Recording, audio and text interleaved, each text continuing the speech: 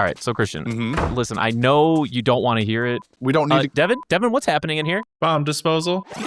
All right, just finished my eps, ready to record. Oh, fuck. God damn it, who let the raccoons have the TNT again? All right, so Christian. And now we're here. Is this your first one? We get these all the time at the gas station. I mean, sure, yeah, you might get them all the time. Like, should we, leave? I don't really know if I should be here right now. Do you need help? I mean, not really, no. It's just, gotta reach in here for the red wire. Okay, well... Good thing I'm colorblind, and... Why can't I look away? All right. Oh. See? I can't believe that worked. Wow, he did it. He was telling the truth? Yeah.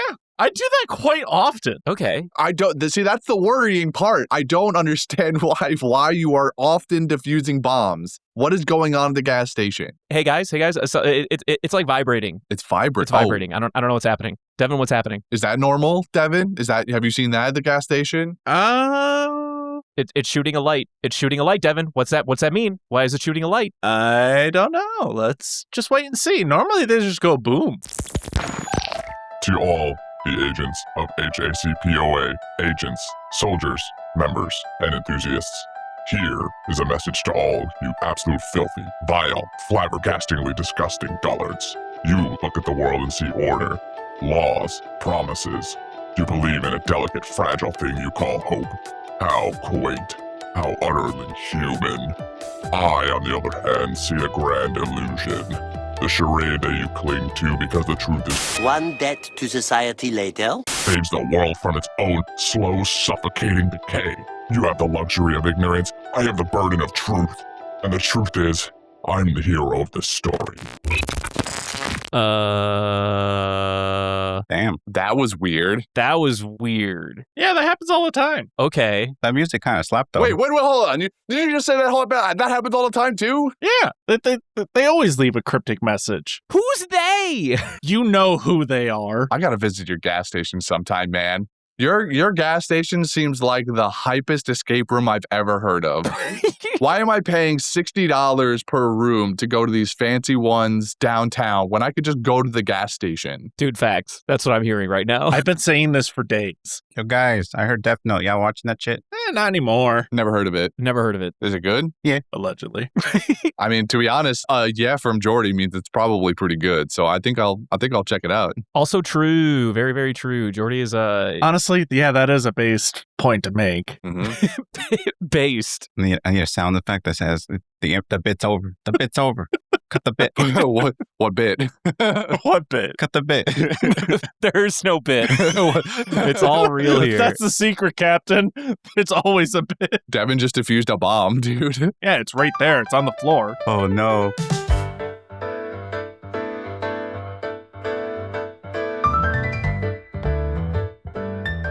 We got like a fucking edgelord giving us his villain monologue, and now we're talking about how if you rate something as okay, then we know that it's secretly an 8 out of 10. This has always been the case. All as it should be. Since the dawn of time. Many a times have I disregarded your recommendations, and then when I sneakily, watch them behind closed doors, sneakily, I go, he was right. He was right the whole time, but I can't let him know. Tragedy. Real tragedy. Jordy wants to move on so badly, so someone read a summary here so we can. Yeah. Here, let me cover this. They say I'm ahead of my time. Cool. I got this. And after that brief interruption from the world at large and one guy in a hologram with a bomb attached, we once again return to our hero's main adventure in Wano at the start of Act 3. However, disaster has already struck. We first meet up with Orochi and his entourage on their way to Onigashima, but it appears something is off. He and the Beast Pirates have already executed a plan from the night before the Fire Festival, where they eliminated all of the bridges leading to the rendezvous port, as well as all the ships docked in preparation for the raid. The scene then turns to Kinemon and the rest of the Akazaya 9, who wail to the heavens, begging to know where their forces have gone. We don't stay in the present long before the narrative takes a quick jump back in time when Oden was still 18 and wreaking havoc on the nation of Wano. Turns out Oden had a habit of being a less than savory personality and regularly tried to escape the island so he could explore the world that lay beyond his own. After a run-in with Kinemon and Denjiro, and one very large boar, Oden is cast out of the Kozuki clan, and he then takes it upon himself to explore the other parts of the country as a pastime. This one day leads him into a run-in with Ashura Doji, a mountain bandit with a foothold over the land of Kuri, currently a region occupied by lawlessness. Oden takes it upon himself to not only dismantle Doji and the region of outlaws, but also become the region's first daimyo, a recognized ruler in the land of Wano. He wins favor of a few other rowdy personalities that will eventually become known as his samurai and his retainers, the Akazaya samurai. In addition to this, we also seem to have a new guest that just made landfall on the island, none other than former Emperor of the Sea, Edward Newgate, otherwise known to the world as Whitebeard. There you go. Whoa. Well, welcome, guys. You have now entered a flashback. Did you ever see this coming? Kind of. Could you ever have seen this coming? I was kind of expecting it. Yeah. Yeah. So I will say, last week when we had a question that was on the docket that was like, hey, we saw a quick snippet of Gold Roger smiling in the distance. Do we think that means anything? So when I said there was an actual answer to that question, this was the answer to that question. The answer was next episode we're getting backstory-ish. Next episode. Not just any backstory. Yeah, last week when we saw the little flashback, I was like, okay, we're going to get an explanation for all of this. Okay. I mean, I think it's always on everyone's bingo card that we get explanation for like past events, especially that lead up to like these raids and stuff. Like we got past events of what happened with Dressrosa, for example, when Don Quixote took over the land or something at one point in time. The question's always, when are we going to get the details? And right, it's never that if we're going to, it's when. It's the when. Brendan. Did you have something to say, Brendan. Jordy? I just want to remind you that I am now part of the not knowing crew. What? Oh, is that a fact? You are in the not knowing crew with this? Yes, I don't know quack. I don't know nothing. I don't know crap. So hold on. Can you really briefly, can you dare to tell me what is the most current knowledge you are aware of? So we're in new territory for you. Like this, beyond this is not something you've experienced, other than like I guess Spark Notes. I having so much production responsibilities for this show sort of keeps me aware of a lot of things. Sure. Going down the road, but like only like that really, really big stuff. The small stuff, I have no idea what's going. Like if you ask me like what's going to happen next episode, I don't know. What's going to happen at the end of the arc, I kind of know that. Right. Okay, for sure. You know where the milestones are. You don't know where the, like, if a duck's going to make me cry. I don't know. Milestone is like down the road, there's a church, you take a left. No. I know like, okay, next city, there's going to be this thing. So I don't know. I only say that because your question is going to be very much directed to them and to me in some way. Okay. And it's going to be very hard to navigate as we get closer to like the current stuff. So Jordy, I have a very genuinely serious question. Okay. So this means that I will never have to worry about hearing you say you're going to regret that, that hot take, because that stuff is going to make you... This person's going to make you cry one day. Yeah, exactly. Like I don't have to sweat. No, we'll definitely get that. Dave, get me. I know I'll get it from like Brendan or Christian. I can handle it from them, but that duck one was devastating to me. It was devastating. That's true. That one hurt. That one hit the soul and it left an imprint. Dave, insert an evil laugh right here. Okay, cool. It's a little funny we bring up the idea of this character is going to make you cry one day. You know who we got in this set of episodes? And I thought about this. Fucking Hold'em was here, which I find fucking hilarious. Past Hold'em was in these set of episodes. And I was like, oh, wow. Hold'em. Why am I blanking on who Hold'em is? What, he was? Yeah, you didn't see him? Was he? I didn't recognize. He was right there. Hold'em. When was it? Which one? Oh, he was the priest guy saying like, oh no, the boar god is going to kill us all or whatever. Oh, really? Him. Yeah. I remember seeing him. Hell yeah, you couldn't tell? Damn, dude. I didn't. I'll be honest. I didn't realize. It's crazy. He had like a little like stick with like the little like prayer thingies on them. Yeah. Yeah, and he was like, oh God, woe is all. We're all gonna die, essentially. Huh. Well, yeah, I mean, maybe I accidentally spoiled something for you guys, but I mean, it's pretty obvious. There's only one motherfucker with a face like that. No. I don't think it means anything here. Because I watched these episodes with my cousin, as I always do. Yeah. And I was like, is that fucking Hold'em? And he's like, yep, it is. And I was like, holy shit. We were both like, holy shit. Because he never seen these this snippet of backstory, I guess, for some reason. It just evaded him.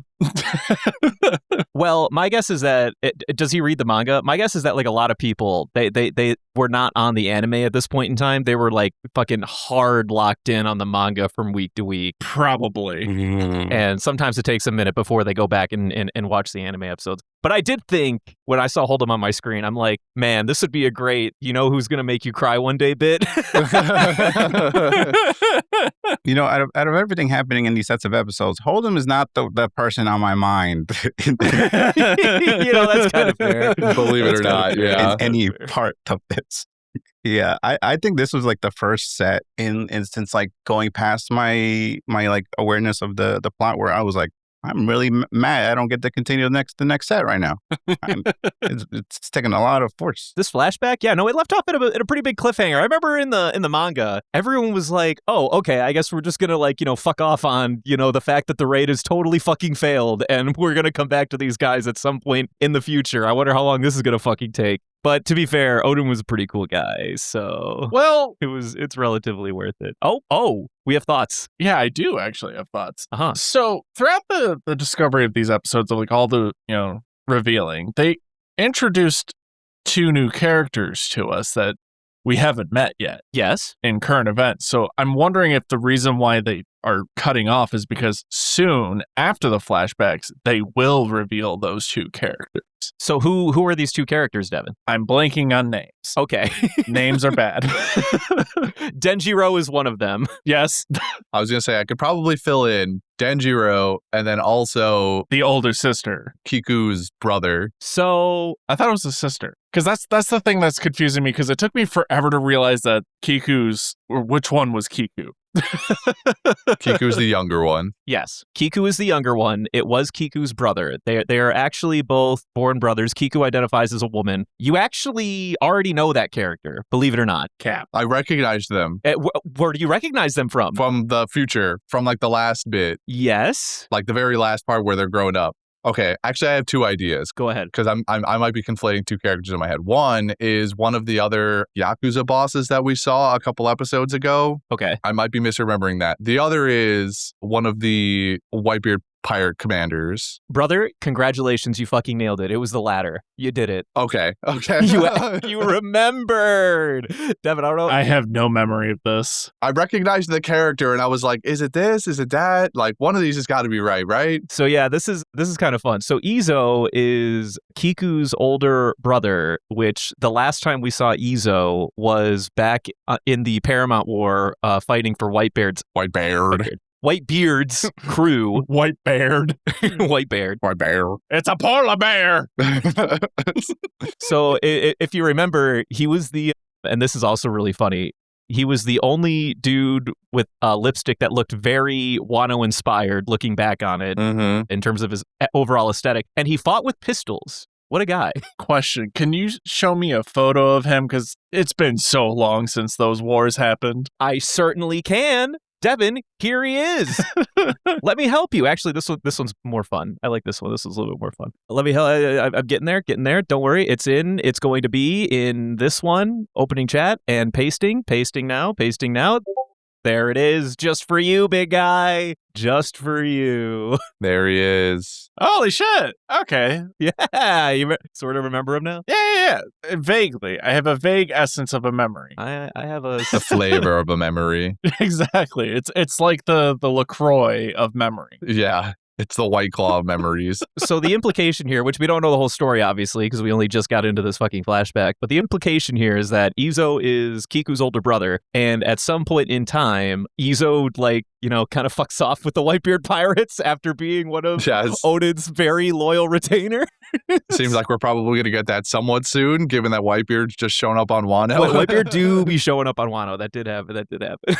Yeah. So that confused the hell out of me for the long, just figuring out who was who. Not even just counting the jumping back and forth between time and flash forward. When flashbacks have flashbacks, oh god, it throws me through a fucking loop.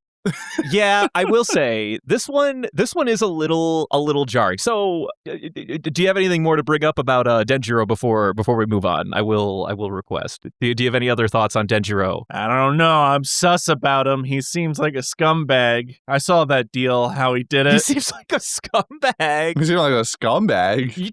Well, oh, I'd buy this pot for 30 silver from you. Oh, but I needed the bigger one. Well, since I already paid you the 30 silver right there, Oh, that. here's this pot that's worth 30 silver. Can I get that one so that, I can get the bigger pot? Oh, that's a good deal. Thanks, buddy. Fuck those people. Well, I love that worked. If you come into my store like that and you try and haggle with me, I'm going to punch you in the face. Well, he didn't really haggle. You see, Devin's coming at this from a merchant's perspective. Exactly. Coming from the My guy walked up. He bought a fucking, what do you call it? A candy bar. a pot. And then he's like, It was a pot.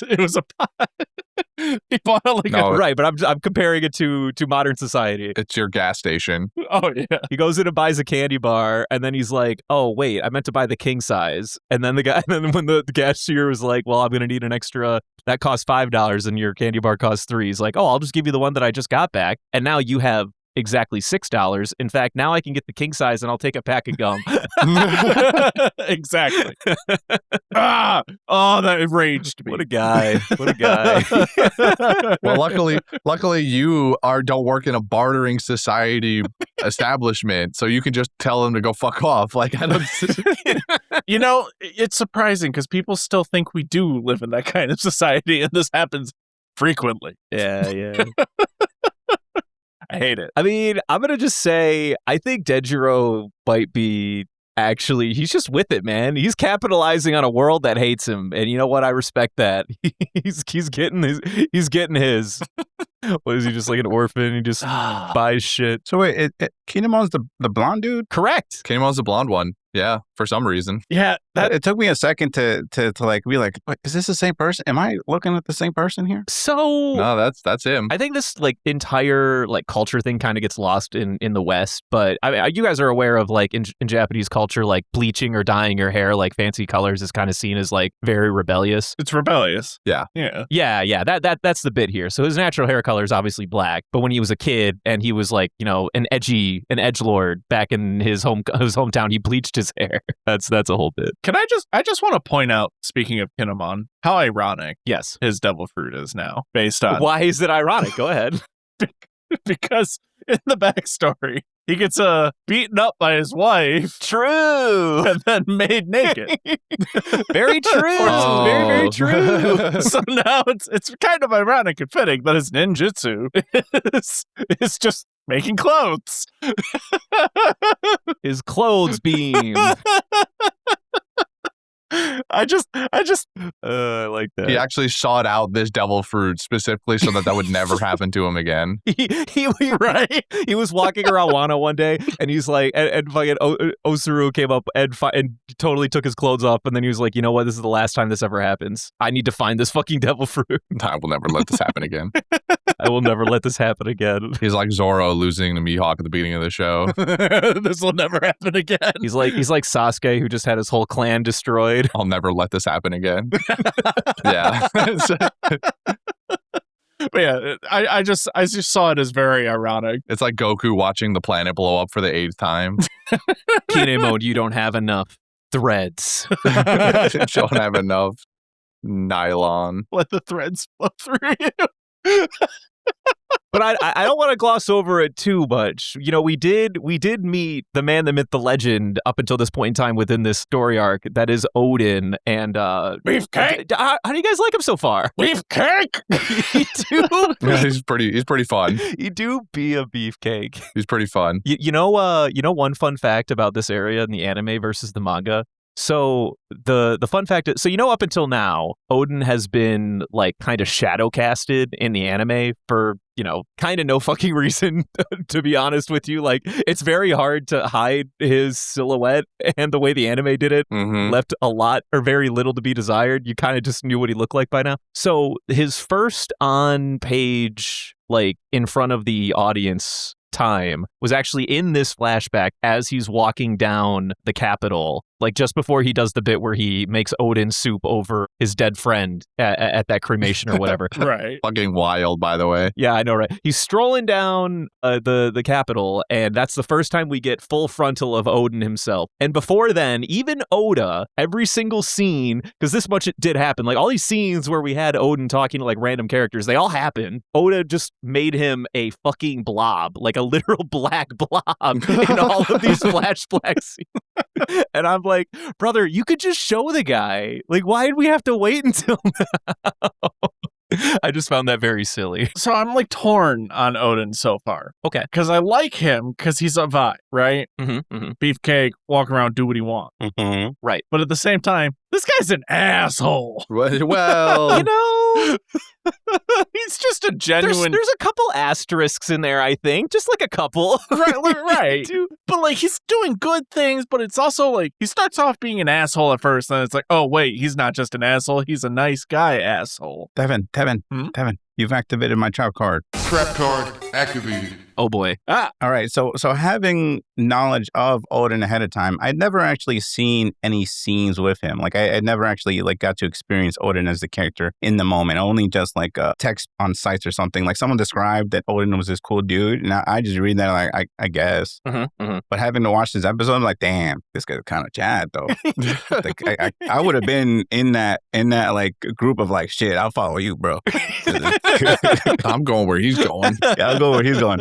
So then the scene where he's eating Odin over the guy's like burial, like the cremation, like at face value, I was like, okay, he's paying respects to his friend and all that. But I had to like look up why exactly he did that. Is there any cultural significance behind that? Like eating Odin over someone's funeral. And I think I didn't find anything directly related to that. So I think that's him just making a decision to go, yeah, I'm just going to enjoy a meal here. Yeah. Use my friend's final like days as a thing to heat up my meal. But the meal Odin itself actually has a bit of significance. I don't know if any of you are familiar with it. Yes. I am not. Not really. I am intrigued though. Well, I'm only familiar with it through One Piece, if you couldn't believe it.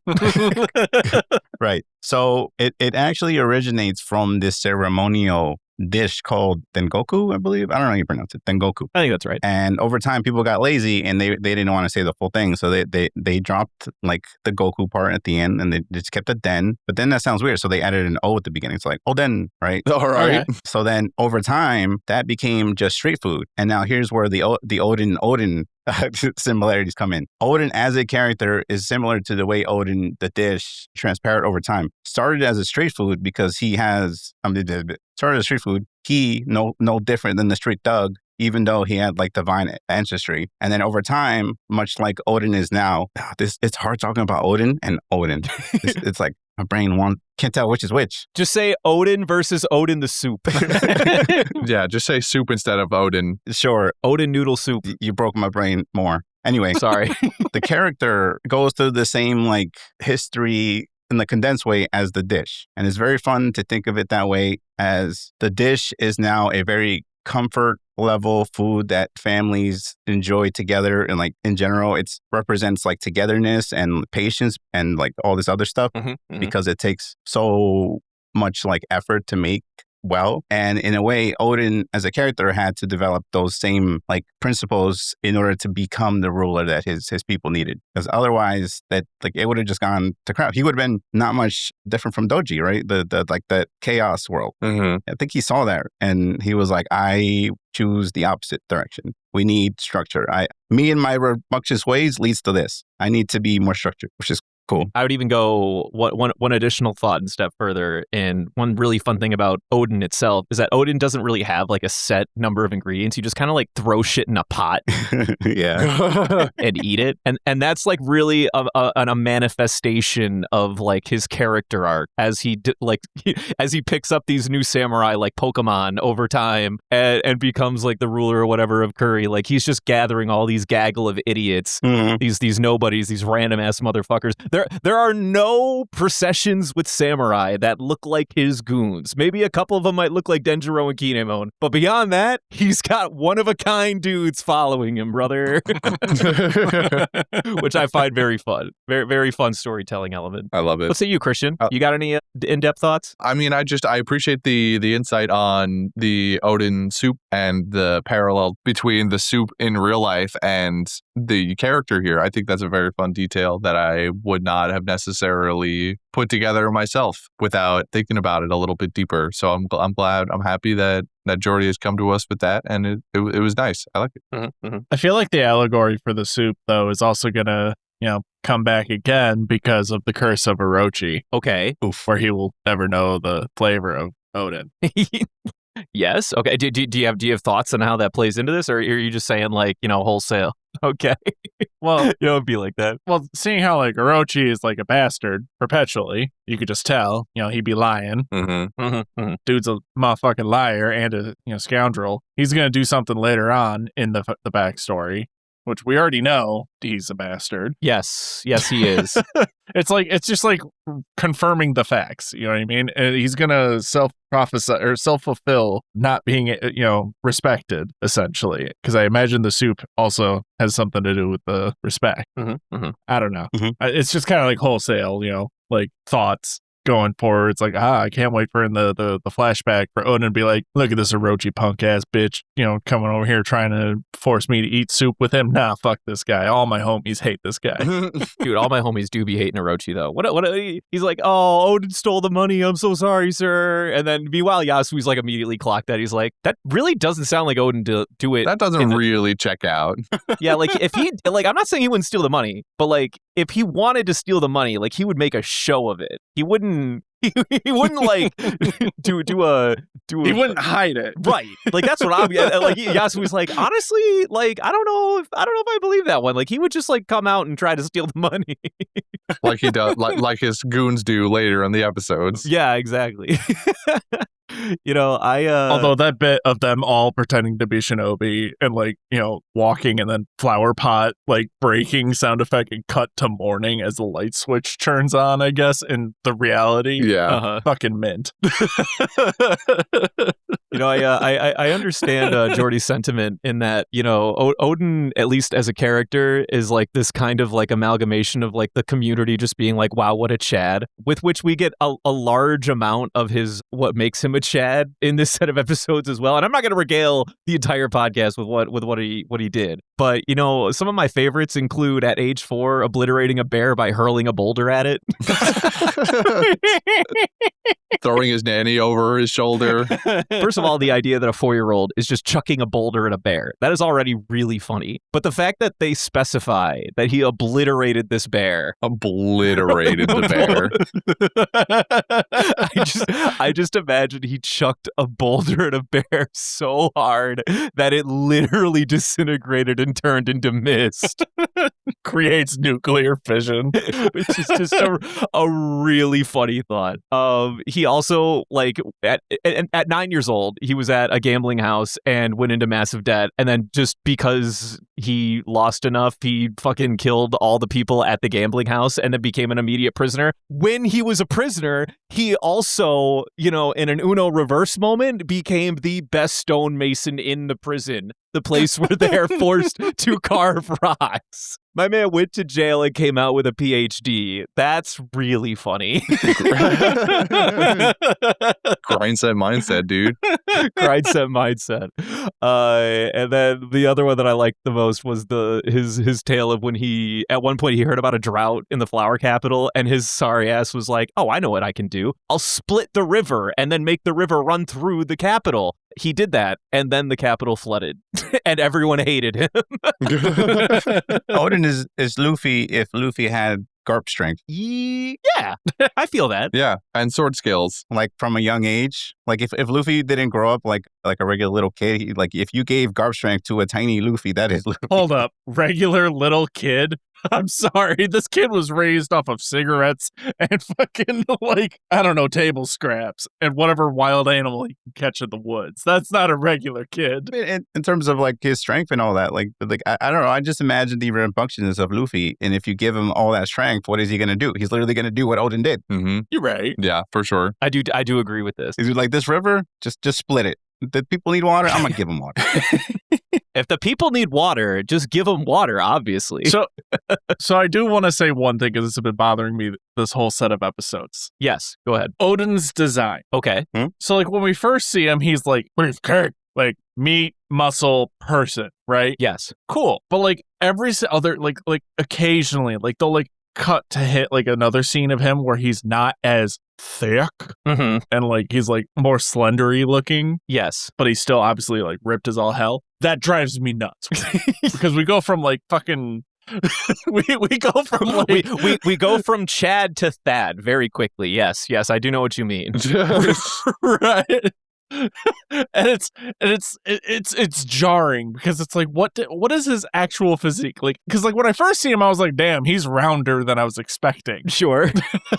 like a perfect circle of like his torso to neck ratio. But then like we go to like the end of him in the Asura Doji fight, and he's like kind of slender, like he like lost some of his zhuzh in the fight. I don't know. But he's like, his arms aren't like, you know, the size of my fucking thigh. Like, where's the consistency? Listen, brother, it pains me to tell you that I think you are going to live in a world where that will continue to happen.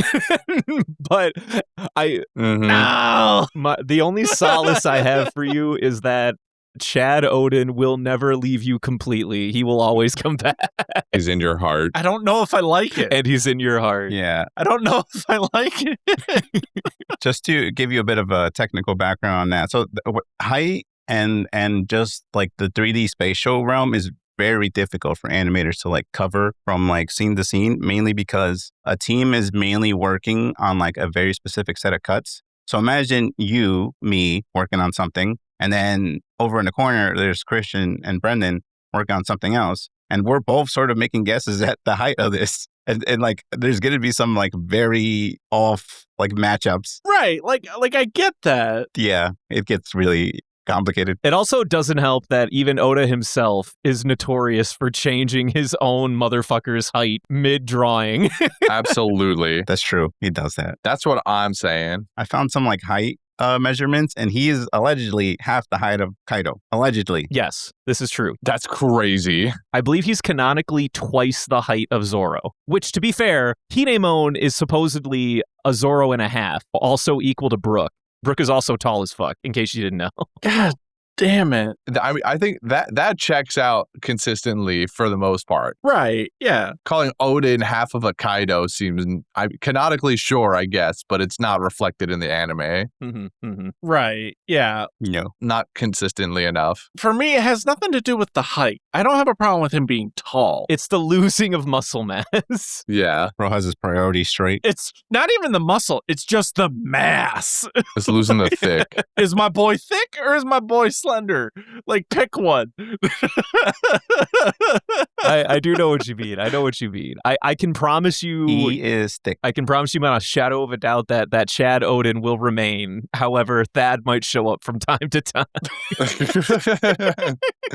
It do be like that sometimes. That. Because, like, even when he walks, like, it's just like, earthquake. Yeah. Like, I'm sitting here thinking, like I'm going to make a reference to, like, another show, but, like, what's that the Fate Stay Night or whatever, that series? Yeah, take your pick. Mm-hmm. You know, the fucking berserker guy? Like, it's like jumping between him and, like, I don't know, fucking Zoro, like, in terms of physique change. Whereas, like, one minute his Sure, yeah. Goliath monster, like no skill, just bonk, to accurate swordsman who's, like, you know, really proficient in his, you know, ability to fight. No, I don't know what to think of this guy, genuinely. However, I do love the little, like, you know, pause he takes on top of the house. Or one of the houses that with like his hands open and everything, where he's like posing, like saying, "Go fuck yourself," essentially to the boar. Oh yeah, he does the kabuki play pose a couple of times. Yeah, Yeah. Yeah. I couldn't think of the name of it, but yeah, those. I love the kabuki stuff. the kabuki energy is real with the guy. He's also got like that back knot thing that a lot of like kabuki actors wear in those kinds of things. Those are very fun. Also, is that a hat or is that his hair, or is it both? That's his hair. It's his hair. That is definitely his hair. Like I know it's his hair, but like, is it always like that? Like, if he cuts it, He sleeps like that. That's just how his hair grows, man. I don't know what to tell you. Yeah. It'd be like that. He sleeps like that for sure.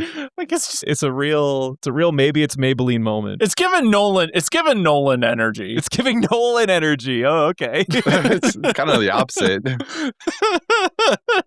mean, look at Nolan. Nolan had no hair. But like that's what I mean. Is like it's like that little like hat thing that he wore. Like it's given that energy, but also just not because it's Oden and he's just his hair's thick too. I guess I don't know. Oden, you confuse me. I'm intrigued. You have my interest and you have my attention, but I am scared. You do have my attention, Odin. You know, so we one big character element that we do learn about Odin as he's gracing our screens, in addition to being an absolute fucking Chad, he yearns for not the mines. He yearns for leaving the island. 38 times. 38 times, in fact, and fails every single time because he does not know how to row a boat, apparently. I mean, look at him. I don't know how many brain cells that man has. It's not many. It's very few. It has to be very few. I mean, his heart's in the right place sometimes, but there's no. I'd argue against that. I'd argue that Odin is actually one of the brightest characters in this series. Would you? Okay, well then why couldn't he navigate for himself? I think he's just as smart as Monkey D. Luffy. There's a couple of reasons for this. He has like royalty education. Like, True. you don't believe that his father was like, "Hey, you gotta educate yourself in some way." Like the kabuki stuff, that is all him just like playing around with like classic literature. That like the equivalent of. He's like, you know what? I feel like using this right now, and he just forms it into his own style. I think that the failure in like sailing out is because this is a country not meant for like sailing out. Sure. I don't think there's many people that even know how to like navigate or do anything outside of the country because it's kind of illegal to do so. Well, I don't think he cares about what's legal, but I do. Counterpoint. Okay. I know plenty of rich people that are dumb as well. Okay. I think there's something to what Jordy is saying in that this island nation does not spend a lot of time in navigation as a study in general. The man went to prison and got a PhD in rock carving. So I believe this man can learn how to navigate, but he can't under these circumstances, maybe because there just isn't enough knowledge in the nation to teach him what he needs to know. That I guess I could believe. It also seemed like that a lot of the times he tried to leave were just like random accidents just happened to him too. Also true. That's true. Right. He just Like the one that we're shown is him trying to row out and a giant fucking wave comes and knocks him over. You think that's what the will deed is? It's just like it just slaps you in the face sometimes. It's like it's not always positive. Like someone's got to take the negative. the will of departure. Can we also just look at this other small thought process of just the irony of, because like we all agree that, you know, Wano's clearly, you know, look like similar to like Japan, right? Yes. Uh-huh. Obviously. Like that's like, it's a whole theme. But the fact that Japan in the real world was at one point a naval power, yet here, absolutely not. You know, I do think that's kind of funny. That's true. That's funny. I like that. It is kind of funny. I feel that. I feel that energy.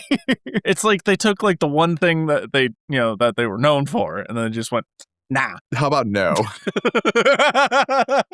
If you look at the map they show us, all the land is basically together and they have no need for boats. That's just why they built so many bridges. Right. Like, I get that. Which Orochi fucked up, by the way. Fuck that guy. Which Orochi did fuck up. Well, I think the point is that they don't interact with outside countries, not that it's internal. Right. I know, but it's still just kind of ironic. No, I'm talking to him. He's talking about bridges and shit to the land of Wano. It's all basically one thing. We're not talking about inside the land of Wano. They don't let people in or out of their country. It's completely isolationist, which is also a thing that Japan did. Also true.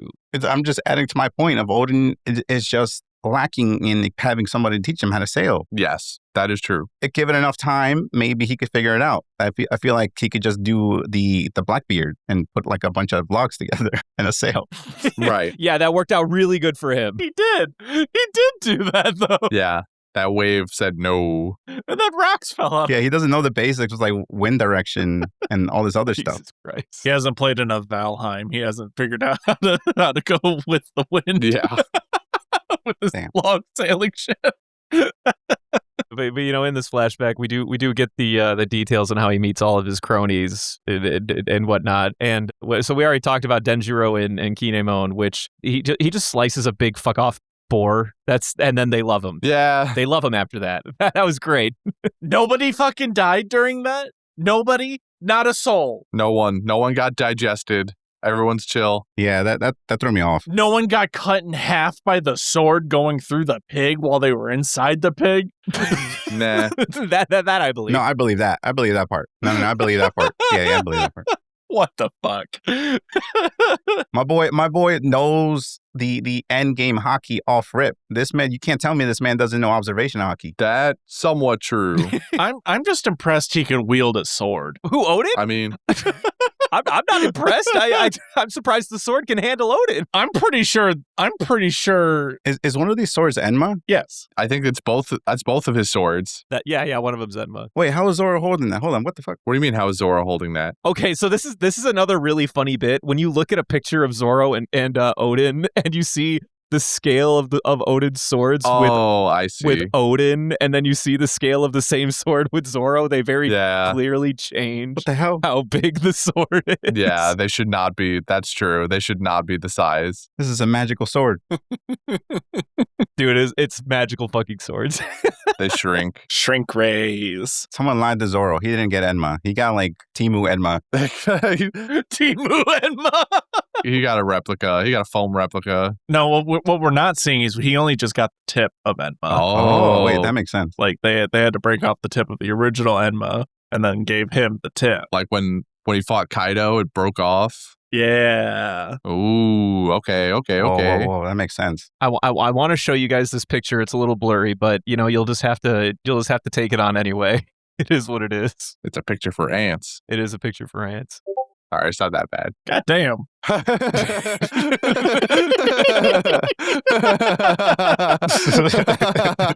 So someone already did this. Okay.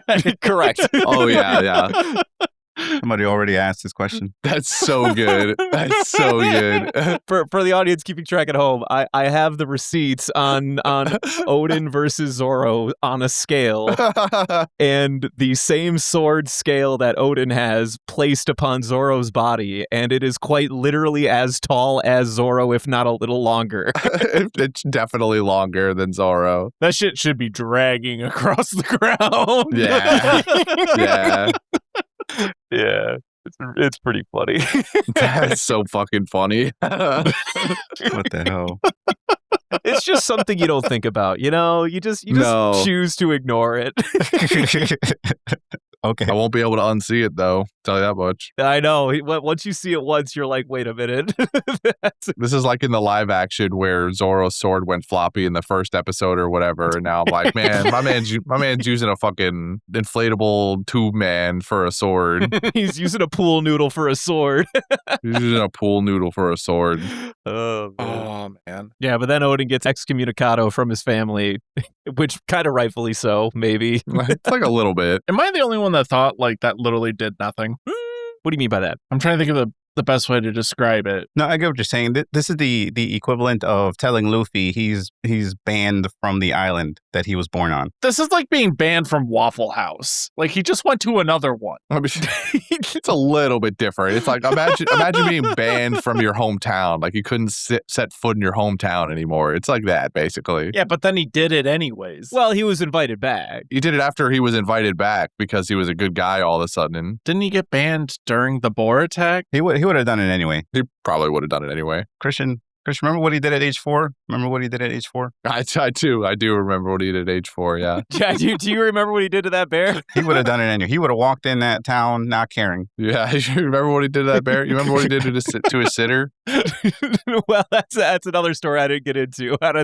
He's got a lot of fun stories.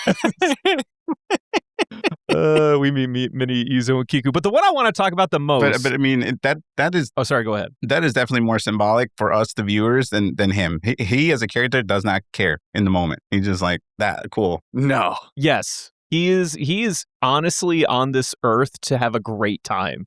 And I kind of love that for him. That, and he's also claustrophobic. He's also very claustrophobic. Yeah, that is very true. It's very suffocating in Wano for him. He's like, yo, the size of this man. I mean, honestly, I don't blame him. Look at him.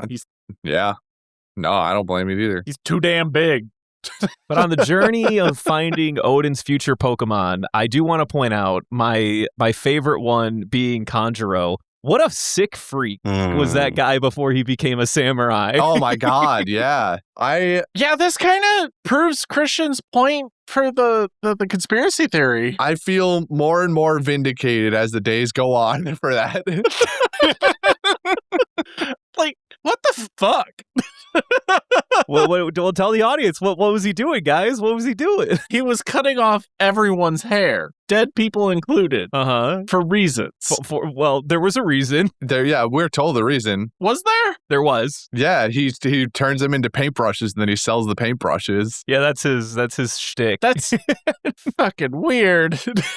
So, you know that giant sword paintbrush he's had on his back his whole time? Yeah, that's probably hair. Yeah, that's probably... That's like 5 people's worth of hair minimum.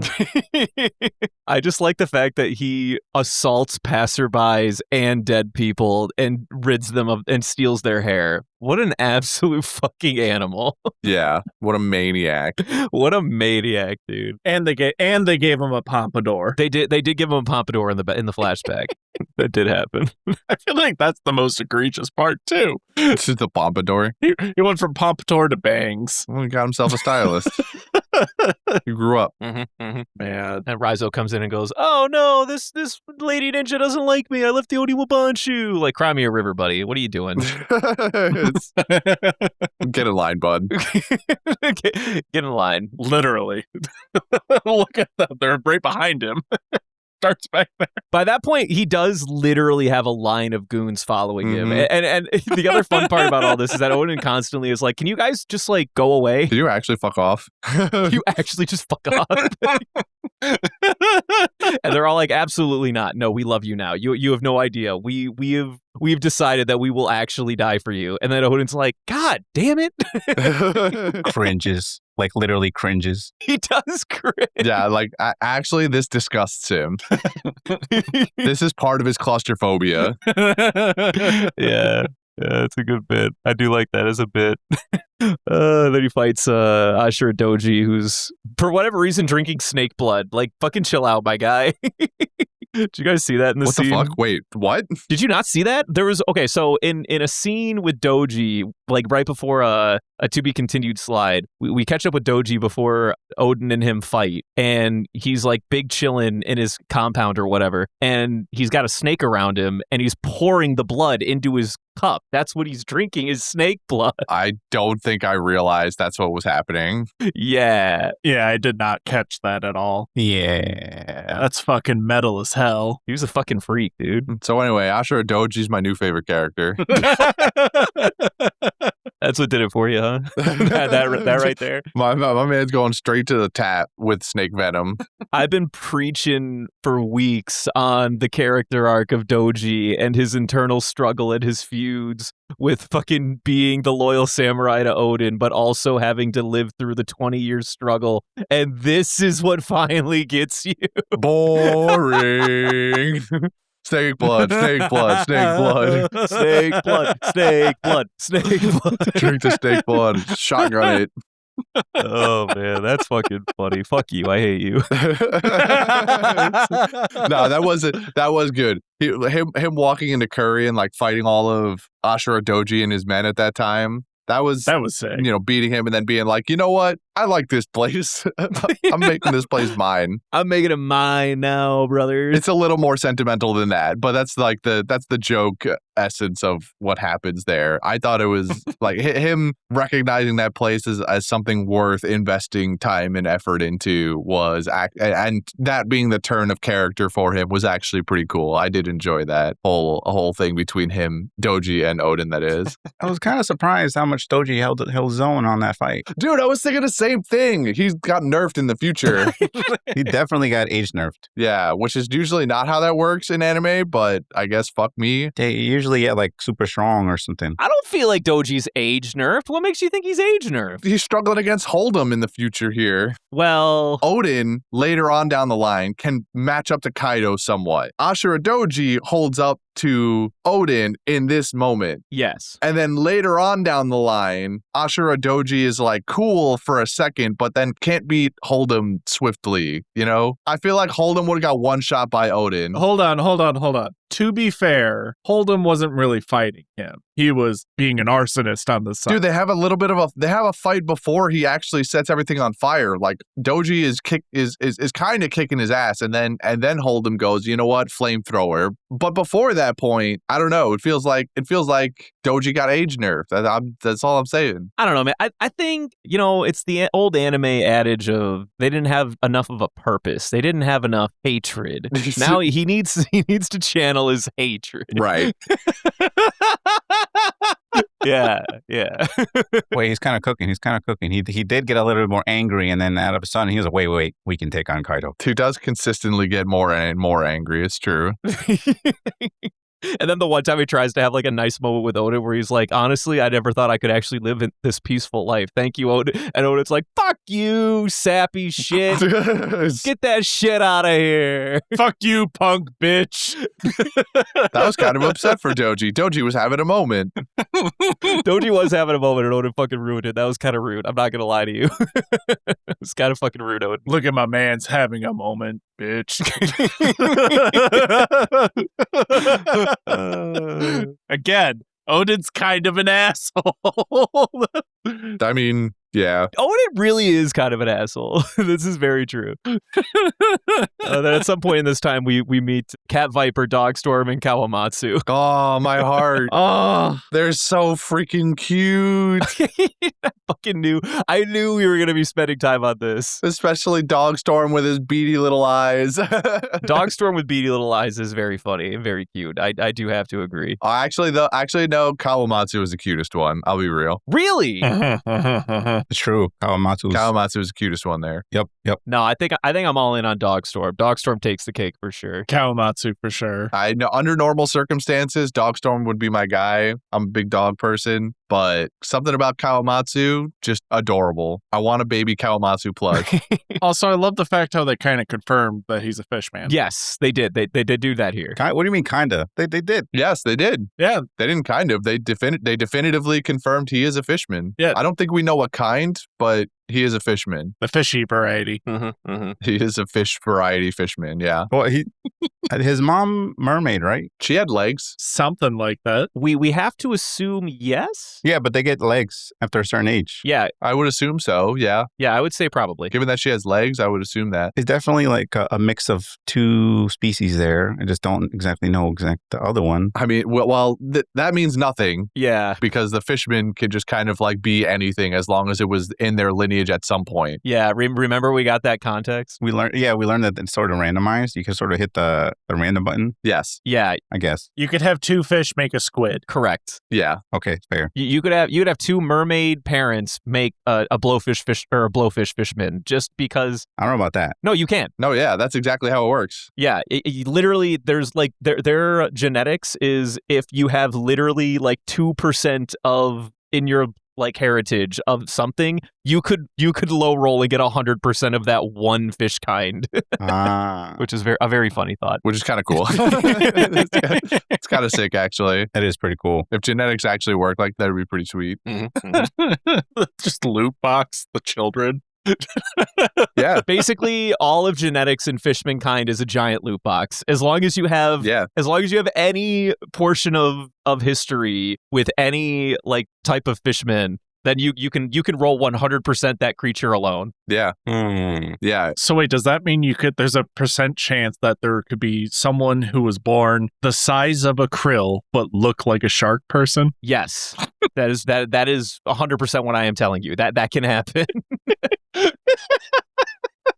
Any other questions while we return to Fishman genetics? You know, I hope that at some point, because it seems like this like Fishman bigotry goes like way farther back than we like ever really get context for. I feel like this is the beginning of time. We've hated these people mainly because they're different from us. Oh, yeah, I totally believe that. I want to know, like, is there a specific point where like something happened, like they were like everyone was in harmony, and then like what's the Fire Nation equivalent of? Yeah, what's the Fire Nation equivalent of The Fire Nation. Then the Fire Nation attacked. I don't know, Sky People. this place? Because I wouldn't be too surprised if what are the animal kingdom called? I forget. The Minks. The Minks. Yeah, if the minks, the humans, and the fishmen, and like whoever else was a part of some sort of alliance, and then one of them was an asshole and said, "No, we shall not rule over all of you," which I think might be the humans. It was probably the humans. Yeah. Push comes to shove, probably. Yeah. I think the assumption right now is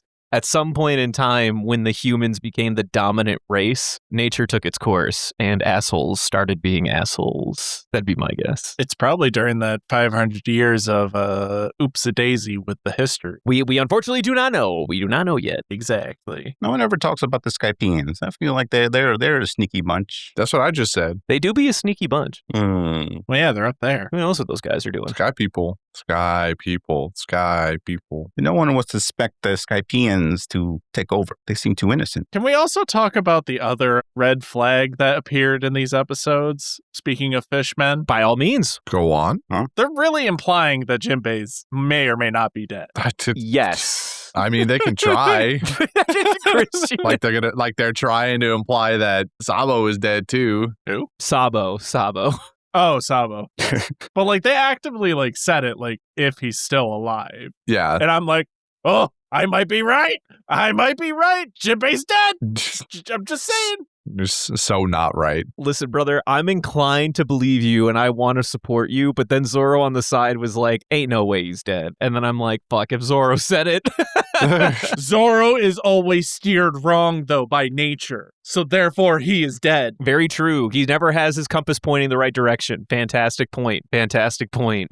So if he thinks he's alive, my dude's definitely 6 feet under. Literally the opposite. Must be. Yes, I totally agree. I love it. Anything Zoro thinks the opposite is actually true, whether it comes to directions or opinions. Facts. Like, my dude could be pointing to the ground and say, the heavens. And I'd be like, you know what? He thinks that. I know where it is. It's up. I know where I'm going. He did say that once. He's like, I'll be so good that my name reaches up to the heavens. And then he was literally, maybe he was staring at the ground. We don't know. Wait, I have a Devon theory. Oh, A Devon theory. I like that. Go ahead. Do you think Zoro's because he's got the dum dum fruit theory? I think Zoro's got like the I don't know. The point is he puts so much strain on like the precision of his swords that whenever he's not using them, they're like it just gets wonked out. Like his internal like directional. Oh, like a rubber band? Yeah, like his directional system just like doesn't work. He can only zone in very specifically. Otherwise, it goes all over the place. Yeah, I could see that. Yeah. Okay. Yeah. Okay. oh.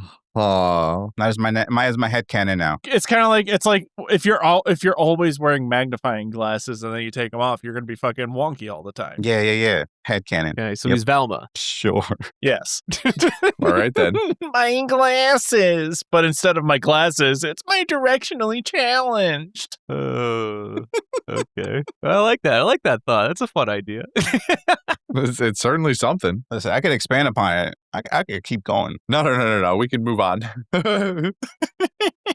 From here, we recap the time that the idiots stormed Yasui's manor to steal his money, and then Yasui's like, "Yeah, take it all, and here's a little extra." I'm just glad that now I have a face to the gimp suit that was in that flashback beforehand, before they revealed his face. True, Denjiro, you mean? I assume. Yes. Oh, yeah, Denjiro. God, I was like, what are you talking about? Nani? Yeah, so we've actually seen that scene like 3 times, and in each time, we actually didn't have one of the members of the Akazaya 9 revealed to us. The first time was when Kawamatsu and Denjiro were both not revealed to us, and then the next time was when Kawamatsu was revealed, but Denjiro wasn't, so we still had a shadow over Denjiro. Yeah. Oh, man. Just And it looked very glossy. Mhm. So hence the gimp suit comment. But we got a very fun scene of them going through their character arcs of becoming true and proper samurai. How about that? That's fun. That was cool. I am curious about the crescent moon, though, on their little clothes when they're going to the palace. Well, that's just the symbol of the Kozuki. Yeah. Good. There's a meme that Discord user Skimpy sent me a while back where he was like, don't get your funny up, get your money up. And that's literally what I thought about when this scene played out. I was like, shit, they threw away the comedic charm for the gold. It's just funny. And then Whitebeard shows up. Ta-da! Later. This is a huge rewind to like literally we're at the end of these episodes now. I'm going to take us back to the beginning. Sure. I love Kiku in full samurai gear Oh, yeah. when they're in the beginning. And she's got like an Oni mask on and full samurai getup when they're, when they're standing in the storm and everything's all fucking, they're all distraught and Kane almost loses his mind. It's a terrible day for rain type shit. Yeah. And Kiku no just fully decked out in the samurai armor. It just looks so sick. The only one ready for war. That true warfare. Kiku is ready for it. Yeah. She do be doing that. Everyone else is still in their vibe clothes. They're ready for war. She's ready to fuck people up. She's ready to kill. I do love the fact how the Straw Hats are getting their own samurai armor. I do think that's kind of neat. Luffy looks utterly ridiculous. Oh, yeah, exactly. I'm just going to say it. Luffy looks very funny. I can't wait for him to get punched super hard and for most of it to come off. I'm waiting for the moment that we had in Dressrosa where somebody walks over and go, like, yeah, that ain't gonna fly, homie. Like, take all that shit off right now. And maybe he'll keep the helmet on again. I don't know. Yeah. I feel like he'll keep the chest piece. But the fucker's got a sword again. Like, where's that from?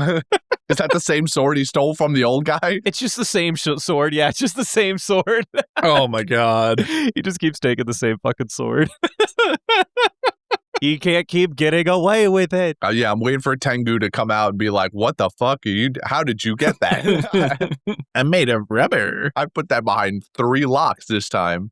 Oh wait, did you guys see the fox? I forget his name. Which fox? Oh yeah, the fox. The one that protects all the swords. Oh, the one that has a devil fruit? Yeah, he popped up in these sets. That was human. He was the bridge troll. Yeah, the one that was with Shimotsky. I forget his name. Shimotsky something. Wait, are we talking about 2 different foxes now? I don't know. I thought we were talking about the fox spirit. No, same fox, but I don't know if it's actually a devil. I don't feel like this is definitely something like it could just be like a spirit or something. No, it's the guy's fox. It's the same fox that turns into the Onimaru guy from the bridge. Mm-hmm. Only this is him when he's not being Onimaru. He's hanging with his original owner, Shimotsky. I forget what his name is. Yeah. I don't know. I would like to believe it's not a devil fruit, mainly because the fox outright says, I took on this form to continue the process we were doing. Sure. I feel like that lends itself to like the fox was not human before then, or like he chose not to do it, or can take on different forms. I don't know. I would love to agree with you. I just think it's too optimistic for the show.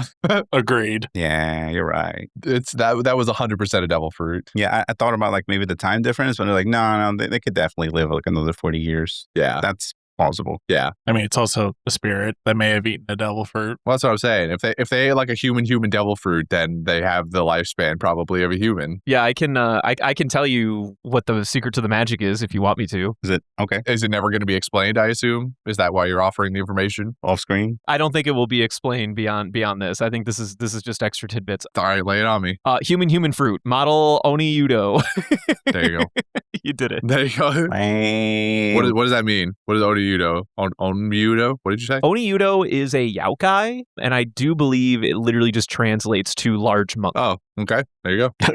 Oh, all right. He's the human fruit, model large monk. Oh my God. Is it a regular human or is this like mythical human like the Buddha fruit is? I am currently reading human fruit, so I assume nothing special. Nothing special. All right. You know, the fact that there's a large monk means there is a small monk, Yeah. Also true. Or a medium. medium monk. There's like an unlimited amount of human fruits now. There's an unlimited amount of just human-sized monks. There's just like a Matryoshka doll like lineup of monks. All the way up to Godzilla monk. Extra large, extra large, medium rare, Yeah, medium. medium.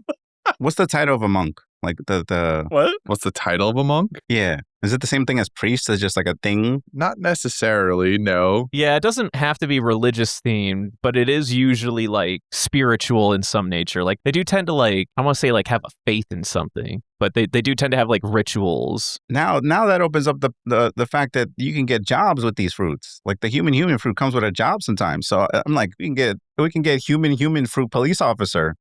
It just comes with a job, Just becoming a monk. We can just have a police officer fruit. you know?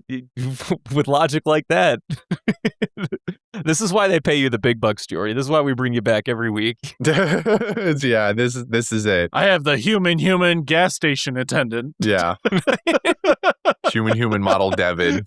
That'll be $3.95 per I gallon. think that's what emu is. Mythical Zoan model Devin. It's just like human Human fruit, model king. ultimate tyrant.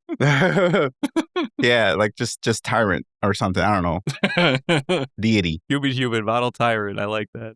Well, I don't know that you could say deity. That's or blob. we're losing the human part now. I don't know. It's just like, what if you get the devil fruit that gives you the ultimate power off rip? And that's just like, okay, cool. I really like Jordy is going to be stuck in the kitchen for a while now, I think. Yeah. Because now the gears are moving. It's like, is this what Blackbeard's after? He's after like the ultimate fruit. He wanted like the one that can get more, and so he can get like the main Jordy, you have to resist the temptation of the tin foil. powers. You must learn to take it off. You're right. You're absolutely right. I went through like 8 years of listening to other people theorize, so I need to stop. It's a lot of power. We just got to be careful sometimes. It can be a lot of power. It's the microwaves. Okay. It gets to you. Right. Yeah. Incredible. Oh wait, Shanks is the human aura. All right, I am going to ask. What are you talking about? What in the fuck are you talking about? I'm asking my favorite question of the night. Is there anything else that anyone really wants to talk about? I think we need to stop using the microwave in the office. You know, I couldn't agree more. With that being said, next week will therefore be 963 to 965, moving on to quotes. Who's got quotes? Stop following me. Fair. Never. Stop it. Quasi. Go away. How much longer are you going to follow me? Why, forever! Because we're your biggest fans, Lord Oden. He's annoyed. Just every single one of those like moments where he just turns around, he's like, "Grr." Such a vibe. And then I love the repeat or the retort to that is just he's annoyed.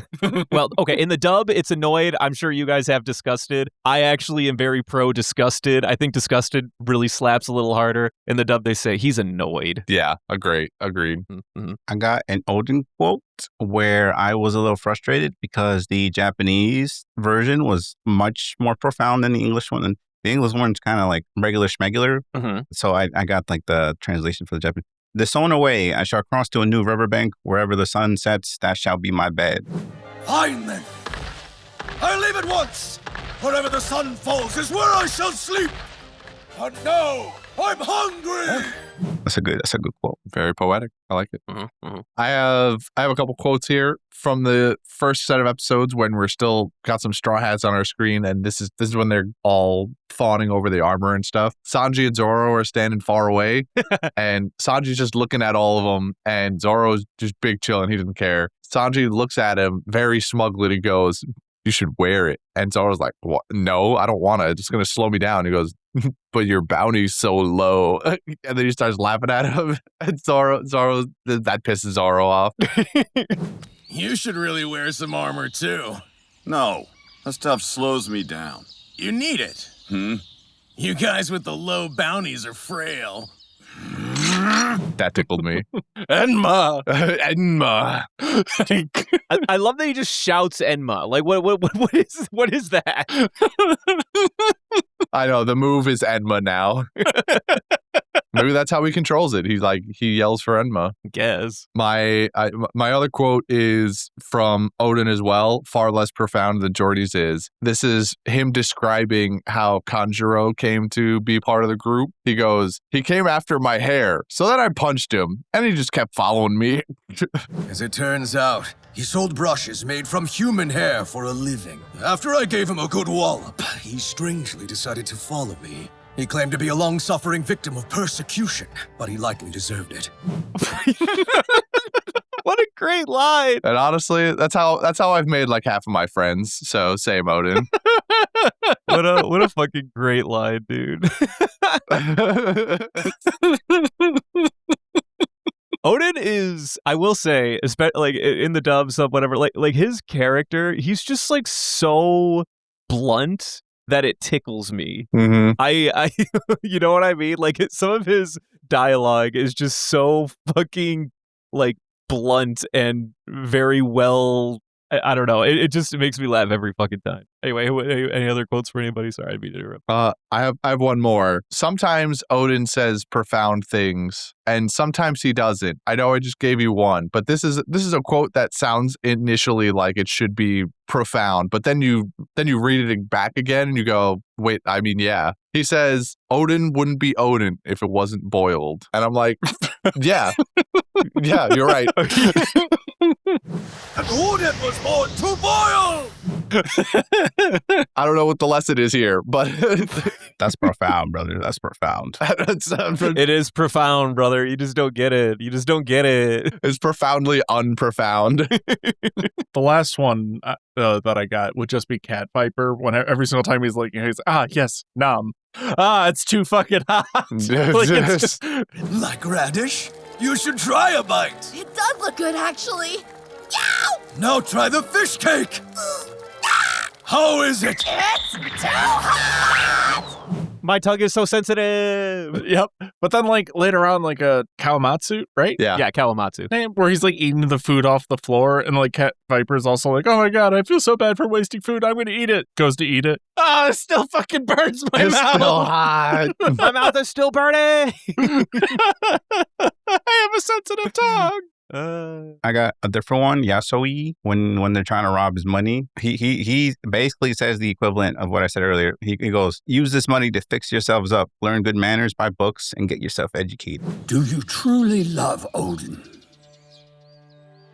If that's the case, then use this money to clean yourselves up. Buy some books. Learn some manners. Get educated. In other words, get your money up. Right. Is that what that quote means? But they steal it. They try to steal the money. Lock in, young ones. Lock in. I mean, that's really what they said was lock in. Yeah. That's what Yasuo's talking about. Locketh in, sons. Lock the fuck in. That's what Yasui's saying. Are you locking in, son? I have 3 from here. I am locking in. My 3 quotes are, this is when Oden first yells at Ashuradoji, or meets up with him, and Ashuradoji says, "Yeah, I built this compound, no one can leave." And then Oden's like, "No one can leave? That's the rule I literally hate the most." Anyone can enter, but those who try to leave will be promptly killed. Especially samurai like you. Sounds suffocating. Huh? You've made a cage. Why chain yourself when you can be free? Like, you have no idea what you just said to this man. This one's heartwarming. This is when Oden says, when he's asking the idiots to be his samurai, he's like, will you be my samurai? And then they all immediately start sobbing. And then he's like, there's snot dripping down your noses. And then the camera cuts away. And I really love the way he's like, oh, it's on me. What say you? Will you be my samurai? No!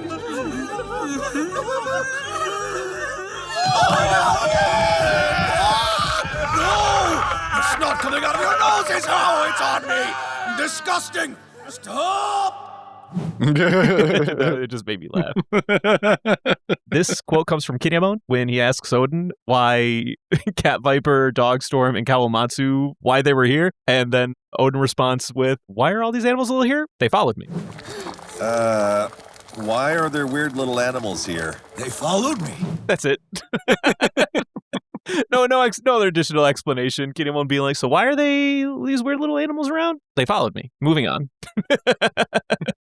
That's it. That's all I have. Okay. I have just a final thought. Yes, you are allowed to do this. There's a slight bit of irony in the fact that Oden spent so much of his youth trying to escape walls and then suddenly finds himself building them on his own. I feel like there's a message there. I would agree with that. I'm also very curious because we know he leaves at one point. Yeah, we haven't gotten to that part of the story yet. Why? Yeah, I think we're about to get there. Right. I know. And I'm like, I want to know.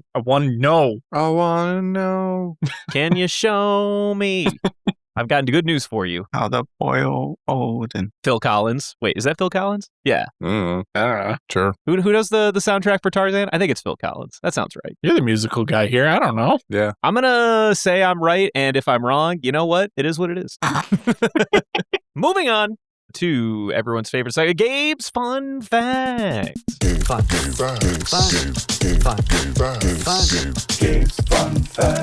Woo! Hello, this is Gabriel speaking to you from the year 1985. In my efforts to escape Orochi's Oniwabanshu, I've managed to travel back into the past, to a point in which they didn't exist yet. Now, I finally have some time to calm down and catch my breath. Anyway, for our first fact for this set, episode 959 actually holds a special achievement for this series. This episode adapts the most amount of pages the anime has adapted in one episode since episode 566. For reference, episode 566 is the episode in which Luffy defeats Cody Jones in Fishman Island. So yeah, not a good look on Toei. But it gets worse! Audience participation time. Since episode 959 holds this special achievement, how many pages do you think it actually adapts? Go on. Take your guess. This is for you guys. 2. 2 pages. Well, are we doing over-under rules? I'm going to go, I'll say 15. Sure. I don't know, I'll say 15. Devin, do you have a guess? 7. Okay, major guesses. Here's the answer. Episode 959 adapts 22 pages, 1.5 chapters. Oh, okay. Toei has not adapted more than 1.5 chapters since Fishman Island 393 episodes ago. Everybody, give it up for Toei for this incredible achievement. All right.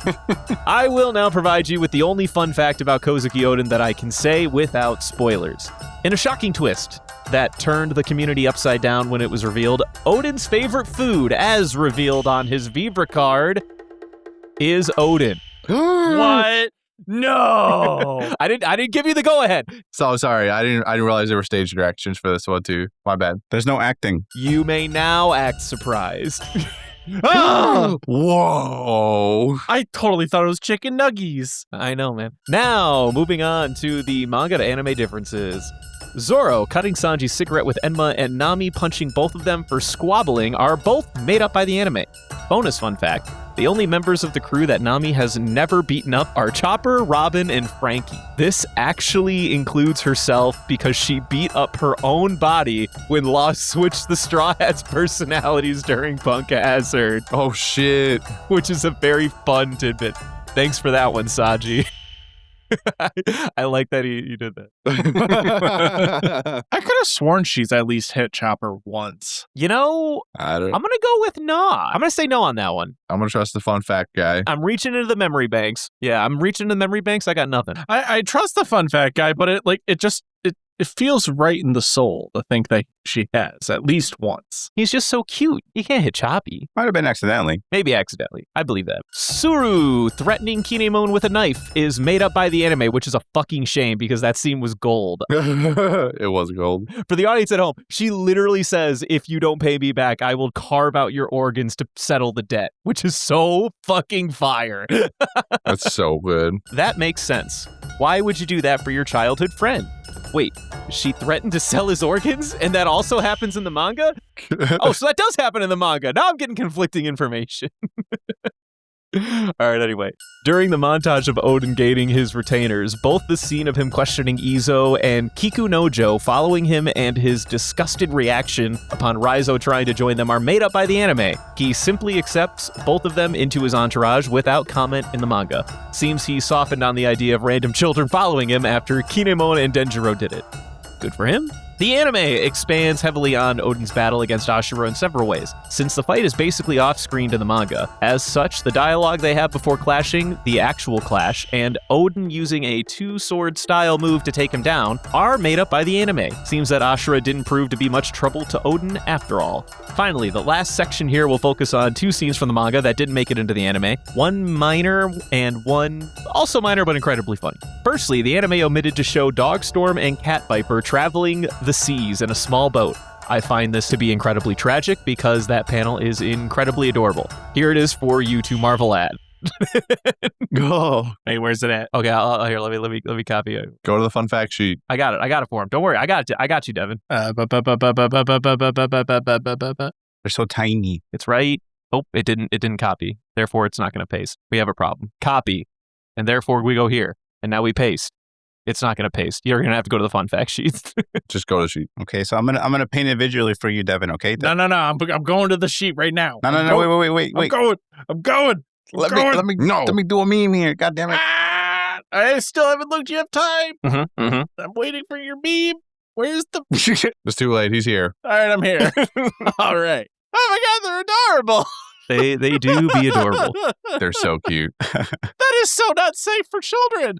Very not safe for children. It's fine. They're minks. They're built different. Look at their beady little eyes. Remember what Toei took from you. Always. Finally, you know the scene of Odin slicing the mountain god cleanly in half? Uh-huh. Yeah, that was really cool, right? The way he leaped up, unsheathed his sword, and went straight for the throat, killing him in one slice. Except he didn't. In a move that astounds everyone in the community to this day, the mountain god survived that slice. I am not joking. Look at this panel. And there is a panel. What? What? What are you? What? What? Well, what do you mean? There is a panel. What is this? Oda, you fucking coward. What is even the context for this? Just chilling. He was simply stitched up. He's completely fine. Now I know what you're thinking. Wow. That's not how that works. Hold on. Now I know what you're thinking. Wow, how did this pig survive getting sliced in half? Even for one piece. That seems a bit ridiculous. Yeah. Well, not to worry, as Oda actually answered this question in an SBS. Oh boy. Here is his official explanation for how the mountain god survived being sliced in half. For reference, the mountain god is called Yagayami. If an arm or something is cut with a clean cut, then the surface can be put back together. Yes. So Yamagami, because Odin's cut was so clean, he was able to put himself back together. That is Oda's official stand. The giant pig put himself back together? Listen, brother, I don't know, man. I don't know what else to tell you. What the fuck is this? Get up for Oda. Cluck. He didn't even say some people took pity on him and gathered to stitch him back together himself. He said the giant pig that's been cut in half put himself back together? Yes. What? That is what is being said. What do you mean? Oda, come on. This doesn't make any fucking sense. You know, when they said no one died, they meant no one died. I hate this. Apparently nobody ever dies. It follows all the rules. It's in a flashback. I know. You would think.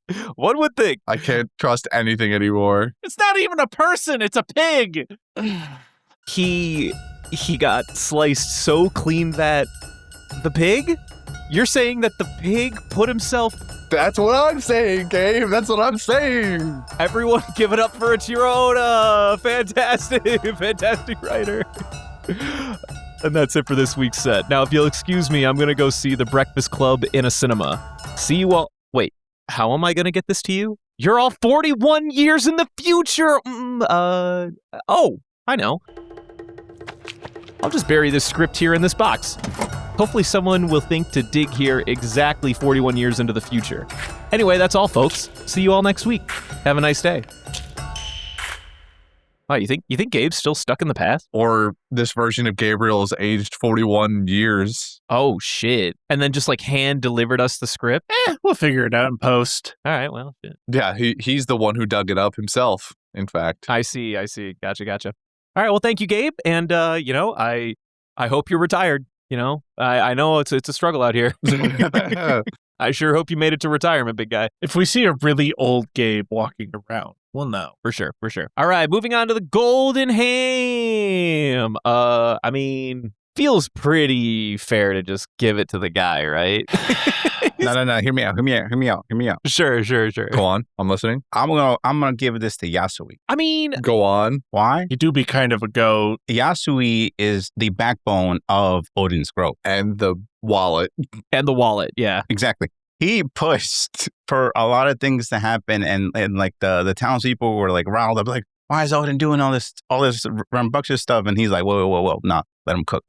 He's doing something. Let him go out there, discover himself and the people there. I feel like he's onto something. My counterpoint here, Jordy, is that we have already given him the Golden Ham for literally doing that. So in previous weeks. So I have a feeling we're gonna give it to Odin like 8 times from now. I'm just trying to give my dude Yasui a bit of respect. I don't know shit about Odin. I might hate him next week. That's what I'm saying. I don't know shit about Odin. I choose to believe he'll remain pure. I choose to believe. Nah, I'm calling my shot. Next week's going to Whitebeard. No, I lied. Actually, it's going to Marco. Next week's going to Marco. I'm calling my shot. Marco the Apprentice. Swabby deck Marco. I'll give it to Marco this week. Fuck, I don't care. Dude, that's a good bit. Joke's on you guys. I'm voting the pig. I'm not talking the big pig. I'm talking the little pig. Oh, the little pig. The little pig for being so adorable. Yeah. Yeah. God damn, look at that thing. Tiny pig.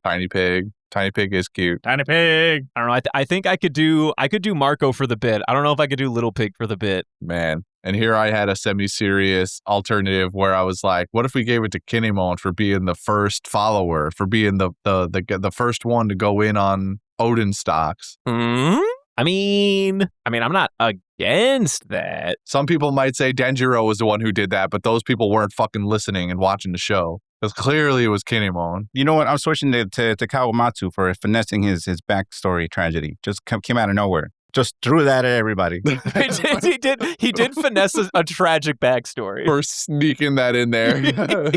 It was really sad. It was very sad. That's masterful work. He's done that a couple of times. That's an experienced. The long and short of it is his dying mother told him, please don't tell anyone you're a fishman. They will hate you. Just tell them you're a Kappa. It's the only way. No wonder he's a good swordsman. He's channeled all that hatred. He has channeled his hatred. Yeah. He listened to Itachi. Yeah. Kawamatsu 1v1 Sasuke. Absolutely guaranteed. Kawamatsu clearly has way more hate. If Killer Bee can do it, why not Kawamatsu? Kawamatsu should have more hate. I can't wait for Kawamatsu to reveal Susanoo.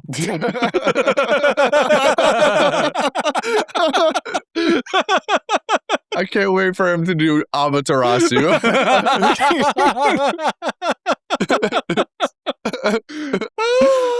Dude, I'm telling you, the happiest characters are the angriest characters. That's how it is. I don't make the rules. Facts. I don't know. I'm all in on either Odin or Kinemon right now. Those are the only 2 votes I have, I think. I'm kind of sold on the baby Kawamatsu, honestly. Mm-hmm. All right, well, just for the bit. Mm-hmm. Well, I mean, you guys, there's 4 people here. It can sway to baby Kawamatsu.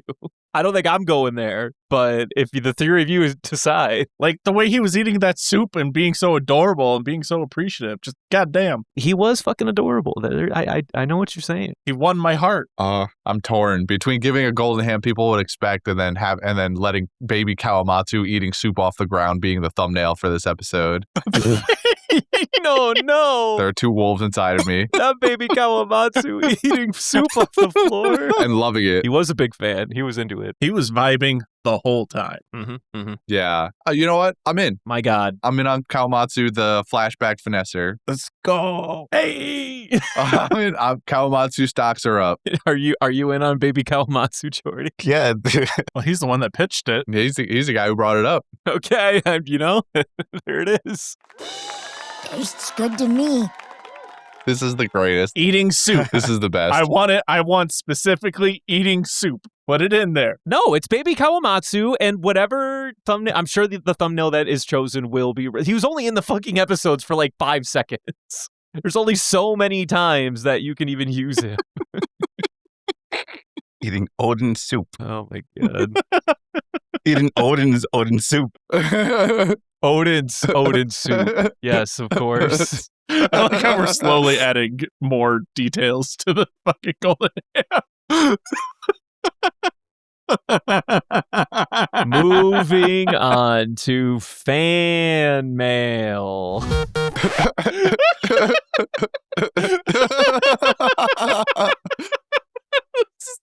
Or at least we would be if people would get their shit together. Sorry, I'm done. That's it. I'm done.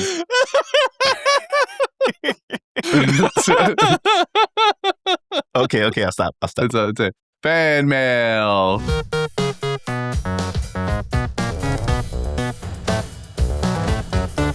Fan mail. Wee. Woohoo. This message comes to us from Big Natasha Hot Lips. Hell yeah. Yo, Big Tosh in the house here. Sorry about the bomb. I had to. Oh, it was from you. We should have known it was from you. Oh, that was you this time? It had to have been. Classic. Honestly, we should have known. This makes a lot of sense. I had to make sure you guys were still vigilant so the HACPOA can't catch you guys off guard. There isn't really anything new with the war, so I decided to write to you guys a life update. 3.95 GPA, baby. Oh. Which adds to my planche aura. What? Does that mean you can do a planche? You can just do a planche? That a snack? Wait, that's crazy. Shit. Damn, dude. Wait a minute. I'm afraid of Natasha Hot Lips, actually. Can you eat a planche? You can eat a planche, it's true. What the hell's a planche? A planche. Do you know what a push-up is? Yes. Okay, now do that, but now put your feet off the ground. What the fuck? Yeah, that's a planche. That's a handstand. Well, it's that, but in the shape of a push-up. It's it's a horizontal handstand. Correct. What? How? Trust me, man. I've been wondering for years myself. Yep. How? You need them like Gorilla Odin arms. Good year's work right there. My mom had a baby recently. Aw. So I have a little bro now. Aw, cute. Oh, nice. I nicknamed him Lil Tash. Hell yeah, dude. Lil Tash. Lil Tash. Rapper name already said. Oh, man. Lil Tash. Let's fucking go. He will take over my legacy when he is ready. Good. Remember that baseball team that cut me? I'm the starting catcher now. Okay. Oh. Biggest update is that I got a girlfriend, which I genuinely didn't even know was possible. Oh, man, don't sell yourself short like that. Come on, man. I don't know. I think the biggest update is honestly the planche, to be honest with you. Yeah, I think the planche is like top of the list right now for me. I'm not going to lie to you. That's where I'm at. But I'm happy for you. I'm really happy right now. I worked my way up from a low place in the last 2 years, and listening to your guys' podcast has really helped me out. Seriously, thank you guys so much for that. The podcast might just seem like a fun hobby you guys enjoy doing together, but I think it's much more than that. I'm glad you guys are enjoying Wano. It's my favorite arc in One Piece, and you guys are just at the beginning. Trust me when I say this, later on, this is the peakest fiction you have ever seen. Listen, man, I ain't gonna hype it up that much. Wait, Cap? wait, we're just at the beginning of Wano? Well, we're in part 3. We're in Act 3, yeah. Yeah. The question is, What do you mean the beginning? how many more? Well, the question is, how many acts do you have? Well, yeah, there doesn't have to just be 3 acts. There could be 8. Oh, no. No. Better strap in, buddy. Historically, a traditional kabuki play has 5 total acts, in fact. No. Oh, there you go. I didn't know that. Yeah, that's a fun fact. P.S. Jordy, lock the fuck in. Word to my mother, I haven't heard you on an episode in an eternity. Oh, I'm so glad that he was here to hear this. Crazy. you can listen on the next couple. Justin, stop spoiling shit, bro. Thanks. Christian, I don't fucking know. Do more aura farming or some shit. Say less. Devin, honestly, bro, have more hot takes. You're the one who's supposed to be shitting on the show. It's seeming like you might actually be starting to like it. What? No, I don't. All jokes aside, you guys are great. By the way, I have a question to ask. If there was a Gear 5 for Luffy, what do you guys think it would be / look like? And that's it, folks. Good night. Sincerely, Big Tash and Little Tash. This transmission will transform into a Primo texture paste for messy styled hair in 5, 4, 3, 2, 1, 1.5, 1. Oh, and it did. Wait, it went back up. Wait, why'd it go back up? The countdown went back up. It went back up. Did you guys see that? I was very confused. That was crazy. That was weird. The timer went back up for some reason. See, I told you guys this bomb was nothing to worry about. I love that it's signed off by Lil Tash too. Dude, Lil Tash. That's sick. Lil Tash. Oh, well, I don't know. Who you guys want to start with a question? Yeah, I mean it's the only thing to go off of. I mean, Okay, hear me out. Yeah. Hear me out. Go on. We got 1, 2, and 3, right? Correct. We also have 4. I don't know if you forgot about that one. And 4. We have 4. Yep. Yeah, we have 4 too. Right. Yep. So, next fight. Luffy walks up to Kaido, right? Yes. Gives him the old middle finger. Puts his foot on the clutch. Okay. Puts that bitch to 1. All right, we're at 1. Puts that bitch up to 2. Now we're at 2. We're at 3. We're at 4. Now we're going to reverse. Yes. Reverse. Yes. And we're just going backwards. We're going to go through all of One Piece backwards. Wait, no, hold on. I don't like this anymore. Wait. And we're going to travel back in time all the way back to Logtown. No. And then we're going to do this shit again, and we're actually going to kill Pell. No. Well, okay. I like that part. Bro, who let this man cook? I like Get this man out of my kitchen. You know, I made the claim when Momonosuke's mom had time travel, but future. I said, I don't want reverse time travel. He could have the reverse one. Well, I said I don't want reverse, but now I want it. I want that. You want it just for Pell. I want that. Yeah. I want Luffy to throw it back in reverse. We have to go set the timeline right. We have to go make sure that Pell explodes. My fucking God. So stupid. That's Gear 5. We go back in time. We go back. The reverse gear. Yeah, you know, I'm gonna play off Devin's idea. I'm gonna say instead of reverse, let's put the whole Prindle on the table. I'm gonna say neutral gear. Now, what is neutral gear, you ask? I don't know. I haven't thought of it yet. You just sit still and idle? I just wanted to call him neutral gear because I think that'd be funny. He turns into Switzerland. Wait. No, he becomes neutral. He becomes Zen. Yes. Like Dum Dum Luffy back in Skypiea. Wait a minute. Hold on. That's what it is. He can manifest the... Okay, so obviously... He brings Mantra back? Yeah, so Mantra is going to become a big thing in the show again. Trust me on this. Anyway, moving on. All right. This... Wait. This is what it is. So... Obviously, when he learned Future Sight from Katakuri, obviously that means that Kaido has to have Future Sight. Because why would one baddie have it where the bigger baddie doesn't have it? So they both have to have Future Sight now. So now the only way to counter the Future Sight is by going big dumb. Therefore, neutral gear. And he just clears his mind of all activity. And this is how we beat Kaido. Oh, I thought you were going to say past sight, and he's just going to point out, hey, Kaido, I remember that time you peed your pants on the boat. No. He's basically going to do, when we learned what Mantra was, and Eneru could, see his moves in the future or whatever. So he's going to do the same thing here, now, and call it neutral gear. That's what I'm calling. Oh, wait. He's entering the same round that Tanjiro's entering from that Demon Slayer movie. Y'all seen that? I didn't see it. Well, okay. Not the new one. I haven't seen the new one, no. All right. I predict. I'm going to use my powers of deduction here. Sure. He can't go bigger. He's already done that. He can't go bigger plus superpower. He's already done that. He can't go elemental and super bigger, and he's already done that. He can't do... Well, he could do that. Can't do super stretch because he's already done that. So I'm going to guess he's going to go tinier. We're going to get Tiny Luffy back. Small, mini Luffy. Tiny Luffy's coming back. Oh, yes. Tiny Luffy. It's going to be like Ant-Man. Imagine Tiny Luffy with all the power packed into that tiny little body. Super speed. Facts. I'm in. I'm invested. It'll be like a condensed elephant Gatling. Yes. Oh, so sick. All right, so with the gears and Luffy's power set, we've been exploring a lot of the properties of rubber, right? You know, we got base form is stretchy. You do the stretching thing.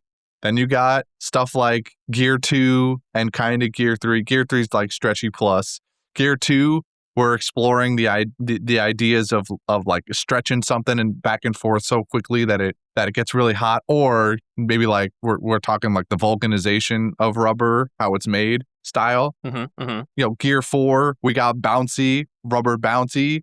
Another property. Right. Gear 5, we're exploring a different version. It's going in an opposite direction. We're going microplastics, baby. Luffy's got poison now. He's going to slowly kill his enemies over the course of 30 to 40 years. Oh, I thought you were going to say episodes. Well, no, that would roughly translate to like 1,000 to 2,000 episodes. So like he's going to infect Kaido with microplastics. And then he's just going to hide away. He's going to squirrel himself away and hide for the next 20 years until Kaido eventually drinks himself to a stupor and dies from all the microplastics in his brain. Wait, Christian might be cooking. What do we actually know about what killed Gold Roger? Blades. I mean, blade. It could have been the microplastics. They stabbed him. The microplastics killed him just before the blades came down. They stopped his heart just before the execution happened. You remember he was dying from an illness. Remember this? It was the microplastics. He was dying. They were getting to him. Yeah. Just like, oh, that's what Whitebeard had. Oh my God. You see, the thing is, these people, these like emperors, they don't want to go out like a chump. They don't want to get thrown off the gates by some tiny little microplastic. No, who would want that? So they choose to go on like some type of like final battle. I feel like type 3, but diabetes is what's going to get Big Mom. We've seen she can get skinny really quickly though. So maybe she's immune. Her pancreas explodes. One too many wedding cakes. Obviously. Yep. All right. Well, thank you, Natasha Hot Lips, for the very lovely email that you sent us. Yes, thank you. I'm happy that we've been able to be there for you all these years, all this time. Shout out to making the baseball team and Lil Tash. Lil Tash. Lil Tash. Okay, moving on to the Garb Gab. It's Garb Gab time. Hey, wait. I'm waiting. Besides all the hair cream, did you guys leave the Garb Gab outside for a period of time? Because it's right there inside all the cream. No, I didn't do that. But yeah, I mean, I probably did. Like some of the cream probably just got on the bag. That's fine. I'm sorry, the Gab. Excuse me. Old habits die. Well, now it's covered in it. Well, I guess I'll shove my hand in here. Yeah, that'll be fine. It'll be all right. Okay. Just make sure you can hold on. Yeah, I got it. And this one just says, "Who's your Pokemon?" Yasui. All right. Oh, who's that Pokemon Yasui? Oh, okay. Easy. Speaking of people who need hair gel. I mean, he rocks the afro. Right. But like, imagine if you put it like straightened it with the hair gel and like made a super mohawk. Like, how tall would that mohawk? Probably be fairly sizable. Right? Like, would he be taller than Kaido? I can only assume. Yeah. I can only assume. I have an answer. I think that our boy here is going to get a shiny Nidoking. And I choose shiny because it makes it turn blue. Shiny Nidoking? Oh. That's me. I'm looking at Pokemon. I don't know Pokemon. Does shiny Nidoqueen just make it purple like Nidoking? Do they just swap? I think so. Or something similar to that. Or no, here I got a picture of him. Actually, weirdly enough, shiny Nidoqueen is green, but they accentuate the colors of the stuff with pink. Oh, which is a choice. Yeah, Pokemon's always been weird. You know, when I look at him, I always think of him in the present. Like I'm not looking at him from the past, right? Like I'm imagining him on lacrosse. Sure. And the first thing that comes to my head is Mankey. Mankey. Sure, yeah. Or like Primate. Primate would be a good one. I like Primate. Yeah. That's the older one, right? Yeah, that's the evolved one. Yeah. Yeah. So like one of those two, because he's round. They're round. He's got poofy hair. They're just a ball of hair. Mm-hmm. So along the hairlines, especially, I was thinking about the immense afro that Yasui has, and the Pokemon that came to my mind, and it actually, I think the personality fits very well too, is y'all remember Tauros from the original set of series? Yes, of course. He eventually got an evolution called Bouffalant. Oh. Bouffalant. Yes, I see it. And if you take a look at Bouffalant, or I'll just put a picture. Bouffalant? I got a picture. Oh, I see the photo of him now on Google. So Afro, check. Personality, angry, check. Sure. But like you could probably get a nice Bouffalant too. But like just generally the way you look at him. Drip, check. Yeah, just drip, check. I don't remember if Yasui had a lot of drip, but I'll take it. In the flashbacks, he had drip. Mm-hmm. Yeah. I don't know if he was accessorizing much, but I feel it.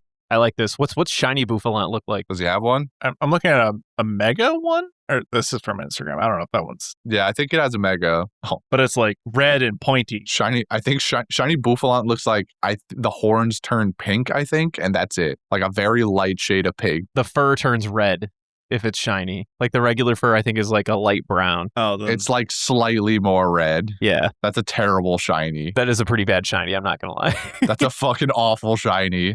I'm seeing some fan made ones that are like of clowns. What's another like kind of angry Pokemon that turns kind of nice though? I feel like those are the ones we're looking at. There's got to be more than just like a Mankey. If that's the adult or like the past version, I got you the future version here, and I feel like it fits the vibe too. Yeah, okay, that's true. We got future. This is called a Panpour. Panpour? Oh, it's Panpour. Yeah, Panpour. Panpour's kind of good. I like that. Like Panpour's on point. There's a blue one, a red one, and a green one. It's Panpour, Simisear, and something else. I forgot what the leaf type is. No, Panpour specifically. No, I know. The other ones are like, they don't fit the vibe as much. Mm-hmm. I'm just flexing my Gen 4 Pokemon knowledge, but not very well. Look at this, man. That's a good one. I like that. I like that. Panpour's good. I Googled Pokemon with afros, and I'm getting a lot of mixed results, like a Diglett with an afro. Oh, so you're getting fan art. Yeah, you're just getting fan art at that point. I'm getting mostly fan art, and it's kind of funny. Because there's like other like humanoid characters that they're just making the afros way too large. Yasui's like a little bit Jigglypuff coated. I would agree with that. He's a little Jigglypuff coated. Just a bit angry, but you give him a marker and you put Oden in front of Yasui and suddenly he's happy. Like, wee. Oh, wait a minute. You know what else is very coated? Fucking Gengar. That endless smile, the purple. Well, that's a little bit dark. But he's also like angry. Wait a minute. After coming up with Pokemon that have smiles that stare into your soul, I forget this fucking thing's name. Hold on, give me a minute. How do I find your name? It's gray. It's definitely like a ghost type. It has like a zipper on a mouth. Oh, I feel like we've man something. Manette. Let me look it up. Manette No, I got Magneton. That ain't it. No, it's not it. At some point, we got to start questioning if Pokescience has gone too far. Oh, I don't need to question it. I can assure you, Pokescience has gone too far. Once they made fucking Pokemon out of keychains, then that's where I drew the line. Mm-hmm. I was like, this is dumb. Ban it, not man. Ban it. Ban it. Yeah. That fucking thing. That creepy looking fucking thing. That's the one. I think we've used ban it for something in the past, but yeah, I agree. Weird smile. Or you could do like Whooper. Oh, that's kind of good. Whooper. I think Yasui's a little smarter than your average Whooper is, but I see the vision. Or Wobbuffet. Wob. Wait a minute. There's a lot of Pokemon that just smile endlessly that could go with this guy. Just smile and wave, boys. Smile and wave. I really like the idea of Wobbuffet. Now I'm all in on Wobbuffet now. Wobbuffet. Now I'm just imagining Wobbuffet on a cross. Stop.